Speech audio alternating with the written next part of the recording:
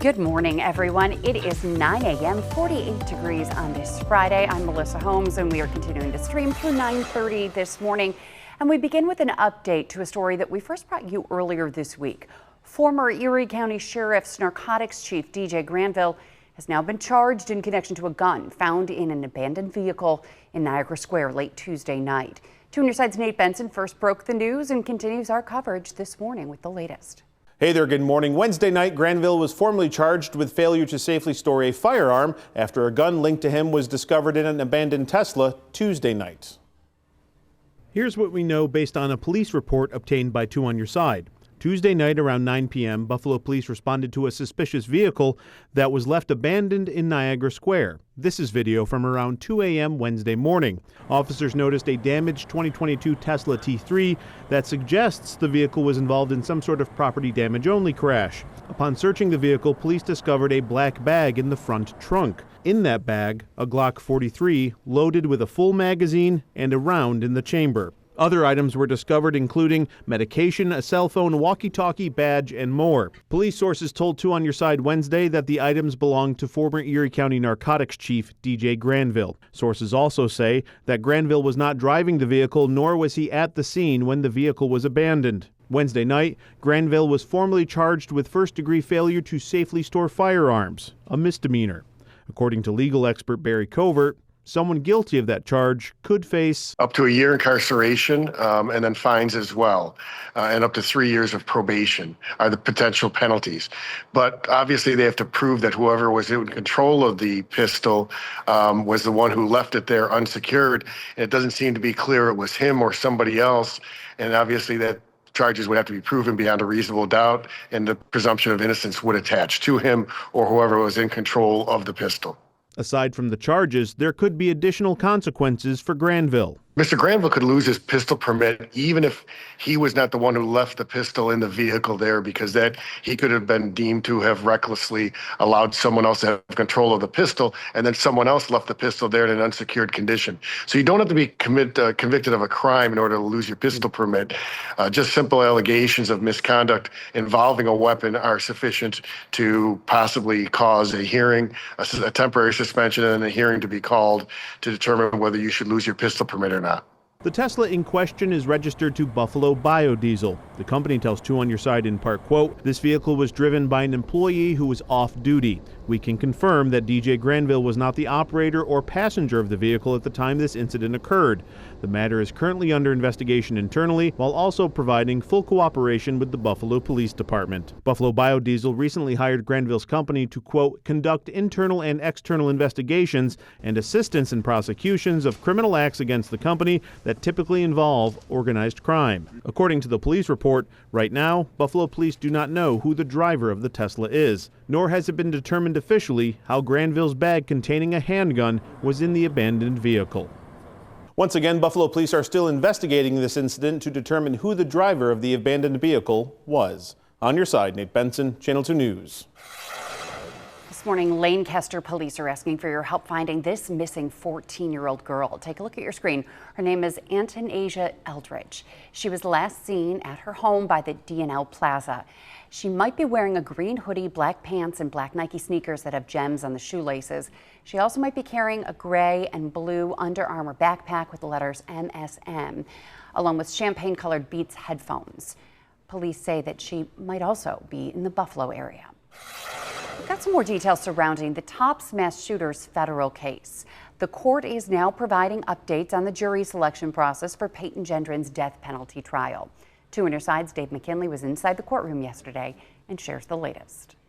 The more than 1,200 who qualified to serve thus far will begin coming to court to fill out additional questionnaires next month.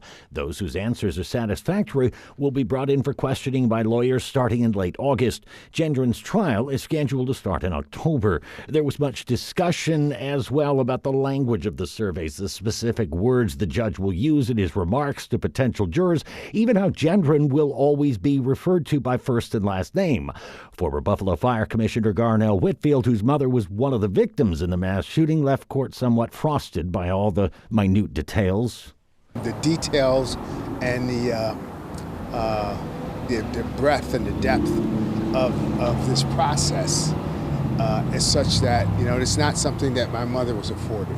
You know what I'm saying? It's not something that the victims were afforded. The judge recently denied 10 separate motions filed by lawyers for Gendron seeking the suppression of evidence seized from his electronic devices, social media accounts, and the search of his home the day after the shootings.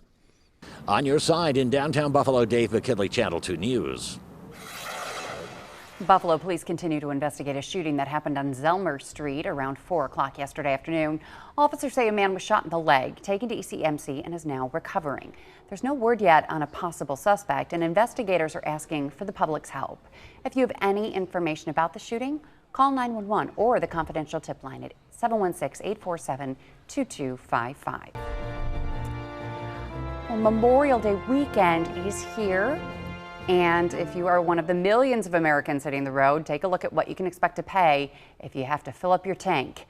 This morning, the national average is currently $4.56 a gallon. New York State, the average is $4.61. That's also the average here in the Buffalo-Niagara region. Those gas prices are at a 4-year high for Memorial Day weekend. And despite those soaring gas prices, there will be a record-breaking number of people traveling this holiday weekend. AAA expects 45 million Americans to travel at least 50 miles from home now through Monday. TSA expects more than 18 million people to pass through airport security checkpoints over the next several days. And officials say they are fully staffed for the holiday rush. That's a much different picture than earlier this year when the 76-day partial government shutdown created major concerns about air travel delays. If you are hitting the road this weekend, you'll have plenty of company. AAA says 39 million Americans are expected to drive to their destinations with higher gas prices, doing little to slow down holiday travel plans. We are paying $1.26 higher than a year ago. For many people, driving is still more affordable. It's still more flexible than flying. They are maybe cutting costs by staying with friends or family. Maybe they're choosing more affordable hotels or spending less on dining out. But travel is definitely a priority, and people are just finding ways to make it work. And transportation experts say early mornings and off-peak hours could help you avoid the worst of the congestion that is expected over the next few days. Patrick, what are you doing this holiday weekend? Whatever I'm told. Good answer. Whatever I'm told. Be here, be there, do this, do that. I'll just point me in the right direction. So no, honestly, you know what? You're not running in the Buffalo Marathon? No, but if I talk about it, does that count? Yes, sure. Sometimes, if you think about it enough and you talk about the weather for it and describe the conditions, maybe you just talk it into existence like it really happened. You're manifesting it. Yes. I was talking to Alyssa earlier and Kevin, you see people our age doing the marathon and the inspiration, and they post pictures on Facebook with the thumbs up and, I made a plan a year ago, and you just go, oh. Well, if they can do it. Like 80-year-old guys and women who are doing it. Like if they can run a marathon, why can't I? Exactly. And then I try to run around the block and I'm out of breath and I feel awful. What's that? Start today, yeah. I have thoughts of doing the marathon every day. Then I get up to the roof. By the time I get up there, I'm like, forget this. Yeah. There's no 26.2 miles after doing the roof. 5K sounds like an effort. I get winded jogging by memory. Yeah, Kevin. All right, let's get to it. Well, you know what? Speaking of which, I do have a forecast for the old... Good thing the marathon is on Sunday and not on Saturday, but Saturday is the 5K. Saturday is the 5K. Okay, there will be rain. And on Sunday, for the start of the race, as you're lining up, there is a possibility of showers, mainly cloudy, nice running temperatures, right? I mean, we all agree. Running at 60, I'm assuming is pretty good compared to what it could be. All right, let's get to it and show you. Why isn't my clicker working? This sometimes happens. It is Friday. Let's get to the forecast. And what I'm going to do is a leapfrog to future look. And I'm going to pause it, though, at 6:30 race time so you can see why we do believe showers are a possibility. So here we go. Dry weather today. as we head into tonight, the clouds continue to thicken, and then here comes the rain, and lots of it, an inch and a half of rain. Kevin will be here tomorrow morning on Daybreak, tracking the rain. Unlike last Saturday where the rain didn't last all day, it kind of just hit in the afternoon, this is going to be all day. And it looks like we'll see a little bit of maybe a lull in the late afternoon for the southern tier, and then it continues to rain Sunday morning. But watch what happens. It's right here that, see, whoopsie, let's go back. It went forward too much. Let's go back to, so here's like race time, and you can see there are possible showers around 6:30, 7 o'clock, okay? So if you're lining up, it could be damp. It's not going to rain much longer. During the race, conditions should get better, but just a heads up for that. All right, rainfall totals. Yeah, many areas, 1 inch to 1.5 inches of rain, so this is a soaking rain. This will easily make this spring the third wettest spring on record when all is said and done. A shower Sunday in the morning.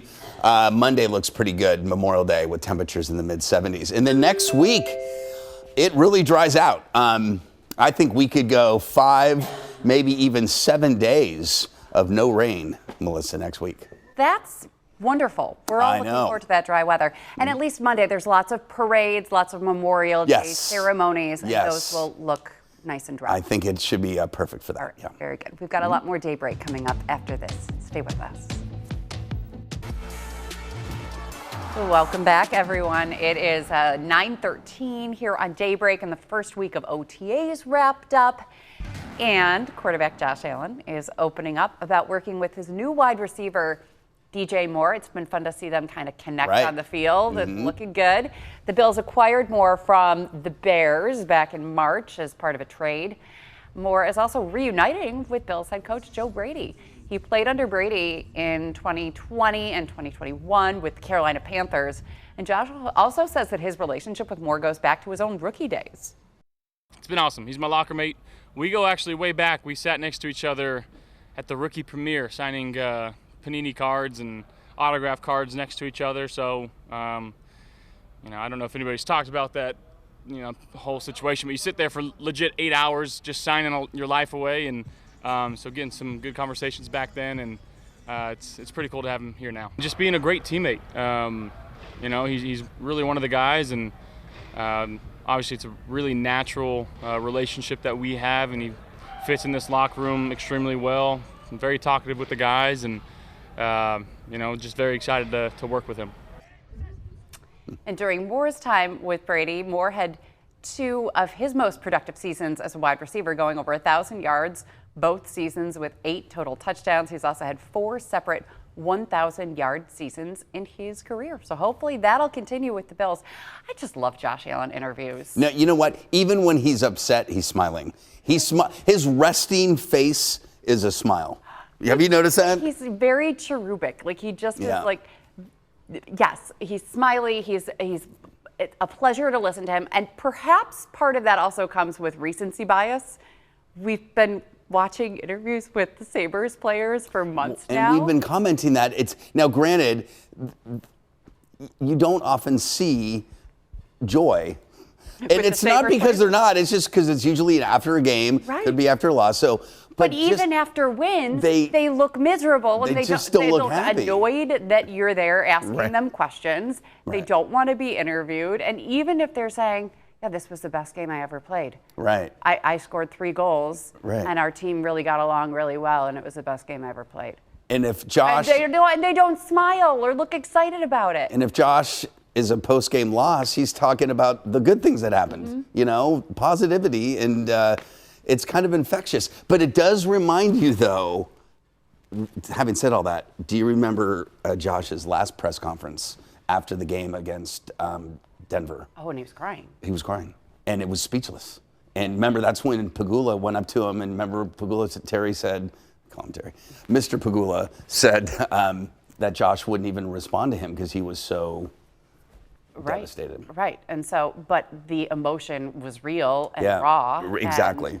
And, I just think some media training for a lot of athletes is necessary. And I agree. but Josh, he's he could train other players. I think that's why he is not only loved in Buffalo, I think just on a national scale, he's just very well liked because of the way he presents himself in those kind of settings. So very positive. Yeah, we're lucky to have him as our MVP. Okay, from football to soccer, a different type of football now. The World Cup is just weeks away, and soccer fans hoping to see a game in person are just sickened by how much these tickets are. Thousands and thousands of dollars just to see a single game at MetLife Stadium outside of New York City. The resale market is crazy. So now New York City Mayor Zohran Mamdani is offering a deal only to people who live in New York City, though. They're offering $50 tickets that'll be handed out only through a lottery that begins on Monday and runs for 6 days. There are countless New Yorkers desperate to attend a World Cup match, but who simply cannot afford to go. Many of them have somehow found my number and asked me if I can help them with Morocco, Brazil. We are making sure that working people will not be priced out of the game that they helped to create. And that is why we stand together today to say that we have partnered with the New York, New Jersey Host Committee to secure 1,000 affordable tickets for New Yorkers to the World Cup. And a reminder, some of those matches will be happening in Toronto, but again, prepare for sticker shock if you want to watch a game in person. You know what I love about soccer games is when they score a goal, it's like it's never happened before. Right? Just like, I cannot believe that just happened, right? Like with the player themselves being that excited and just running around and ripping their shirt off. Getting down on their knees and just sheer bliss. But it's like over celebrating a goal and also overreacting to kicks in the shin. To a kick in the shin. It's like their leg needs to be amputated. Right. I can't stand watching them overreact. And then they're rolling. I mean, we all know a kick in the shin can hurt. Right. But to the point where they're rolling in agony, you know, it's not as easy for us to say, but I have to be honest. I do not know a lot about soccer. Right. I've never played it. My son doesn't play it. I don't have friends that play it. I don't understand the timing of soccer and how the ref at the end just comes up with some arbitrary number. Like, add another minute. Right. Here's an extra 10 minutes. Or an extra 30 seconds. Well, how do they come up with this? It's 90 minutes, right? And the clock just runs, right? Right. But you're right. Towards the end, wait, why is there 10 more minutes on the clock? Right. And were they bored? Like, yeah, this is fun. Let's keep this going. I agree. I don't understand. Right. I don't understand the scoring of tennis or the timing of soccer. Okay, scoring a tennis, we can get that. We can figure that out for you. It's that. I understand because it's weird terms. What's love? Why is it 15? Why isn't I get it. But I'm with you on the soccer. I played it as a kid and loved it. I mean, do they even do that in like youth soccer and high school soccer? Is I don't know. It was time at the end, or is that the whistle meant the whistle for injuries? And like penalty time? We didn't know. The referee will estimate how much time was wasted with injuries and stuff. The referee, and he'll say, 4 minutes. But there's no. It's up to the ref. Yeah, it's up to the ref for this. 4 minutes on the clock. The ref's discretion. That doesn't usually go very well in a lot of sports. But, for the World Cup, it's not the guy on the field, but at amateur, it's the guy on the field. Yeah. Oh. Wait, what? Well, it's the guy on the field. But for the World Cup, there's a timing official. There's a separate official. So Kevin is here. Kevin's going to join us on set right after the break. Let's just bring him out later, right after the break, and we'll continue to talk about this and much more. Stay with us. Before we celebrate Western New York, can we finish talking about soccer timing now that you're on set with us? Kevin, explain. Yes. The refs will estimate how much time was wasted by guys pretending to be injured. Right. Guys rolling around like they got shot. Right. So if you don't pretend to be injured, then they won't have to add that much more time and the game will just be over. Yeah, thank you. Yeah, so that's the one thing about because the clock doesn't stop due to injury. No, they just keep going. That's the thing about soccer. We don't know when it's going to end. And they get a goal because goals are rare. So that's why they celebrate so much. I know. We got a goal in this game. With this big, huge net with one little guy, why are goals so rare? Because the field is so large, and the goalie has the ability to cover a lot of space. I mean, You know what? They should pick up the ball, use their hands, and be able to tackle each other. That's rugby. And then it's football. Yeah, That's right. rugby. That's right. But I'm looking forward to the World Cup. I like any sport where like nations compete, but soccer itself, to me, as an American, is kind of boring to watch. That's just me. It's my opinion. I apologize to people that love soccer. Well, I think it also comes at a really good time for us as we're between the Sabres are over, we're waiting for the Bills, and so we'll have some really interesting sports to watch, and maybe I'll get into it and understand it better. There you go. Yeah, okay. So, Kev, now you can tell us about butterflies. Yeah, it's the second year. They did it last year, and it went over well, and they've actually sort of doubled up on the population of butterflies this year. So I got a chance. Now, I was there early in the morning, and I was able to file this report with my buddy Connor. Take a look. Yes, our butterfly experience is back for the second year. Everybody here at the Botanical Gardens is so excited. We really missed having all of our flying friends around. They really uplift everybody's mood, so we're really excited that we were able to do this for a second year in a row. More flying friends. Yes, so this year we've ordered twice as many butterflies, so the exhibit and that greenhouse is just packed with more butterflies than ever before. So our butterfly experience is held in our tropical orchard, so that's where all of our plants that are eaten all around the world are. And we also have special nectar containers in there for our butterflies to eat. Couple tips, they're a little more active in the morning, and they're more active when it's sunny out. Who isn't? If they're in the mood, they might land on you. We don't let anybody pick them up or touch them just out of their safety, but if you are lucky, you might get a butterfly land on you. It makes for a really good photo op. So the butterfly experience is open every day, 10 a.m. to 4 p.m. until July 19th. So we have a new type of event this year called a butterfly release that's held on select Fridays and Saturdays during the course of the exhibit from 9 to 10 a.m. So you get to come into the conservatory, you get exclusive early access to the conservatory for an hour, and you'll get to come into our greenhouse, you'll meet with our butterfly specialists, learn all about them, and then you get to release a butterfly into the exhibit.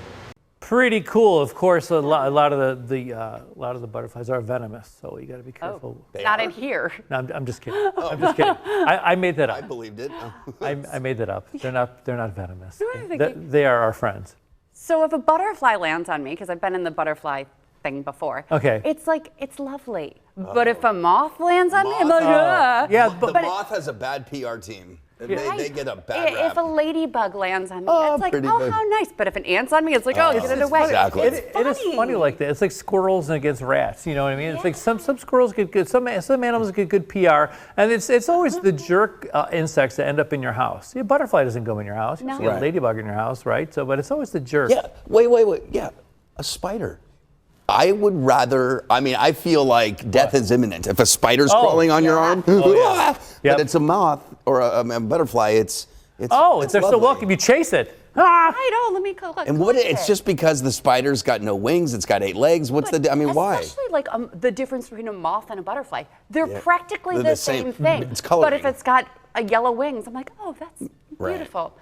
There was a bug. I thought it was a humming. It's called the hummingbird moth. Look it up. It's called a hummingbird moth, and it's a huge moth. It's out during the day. No thanks. But it's lovely. It zips around. No, it looks like a hummingbird. I'm telling you. It's a moth. But it's a moth, and I had to Google. I took a picture of it in a ChatGPT. I'm like, it's a moth. I thought it was but it looks like a little baby hummingbird. But anyway, it's awesome. So the butterflygardens.com is the website.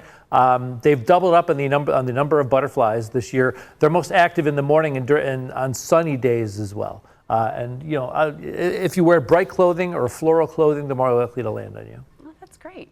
Very cool. Okay, good. Why in the morning? Why are they Why are they more active? Because moths are up at night. They wake up. Yeah, the moths take the night shift. And then once it's like people, like traffic. The traffic's heaviest around 8 a.m. And so the earliest you can get there, especially on a sunny morning, is when they'll be up and at them. And again, they got lots of butterfly releases, which is really cool. You get a chance to let the little fellas go. It's pretty good. They have monarchs. There's monarchs that apparently monarchs taste terrible. But there's another. Well, who's eating them? Well, no, birds. Birds, yeah. But there's a butterfly called a viceroy. Yeah. And a Viceroy, actually, they do not taste terrible. So over time, what they've done is they mimicked the look. So Viceroys look just like monarchs. So other predators think that they taste gross. Interesting. And if you see a monarch, by the way, in your backyard, it likely came from like Mexico, right? Oh yeah, they migrate huge distances. Very slowly. Yes. You guys are a plethora of information about. Well, when most guys had dates, we were home reading encyclopedias. And that explains it all. Mm-hmm. Okay, final Memorial Day, final forecast. Bad, better, best. Yes. Bad, yes. better, best. Nice. That's it. Okay. 3 days. The bad is Saturday, the better is Sunday, and the best Memorial Day, weather-wise. Okay, and we'll all be here. Are you here on Monday? I am here on Monday. Okay, Kevin, enjoy your weekend. I appreciate it. Swim party at my in-laws. Woohoo! You guys aren't invited. Bye, everybody.